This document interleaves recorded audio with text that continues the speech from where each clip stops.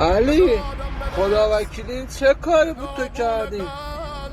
با این شناختی که من از تو داشتم یه فکر دیگه رو میکردم. من اصلا یه حساب دیگه رو تو باز کرده بودم. دختر مردمو چند وقت باش بودی بعد ولش کردی رفتی؟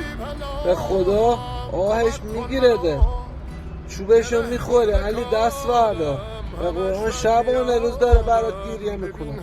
خدا رو خوش نمیاد. علی بیا برو برش گردون. شبانه روز داره برات گریه میکنه. خیلی پستی علی. ببین چطوری برات زار میزنه. بیشور علی کجایی علی؟ علی علی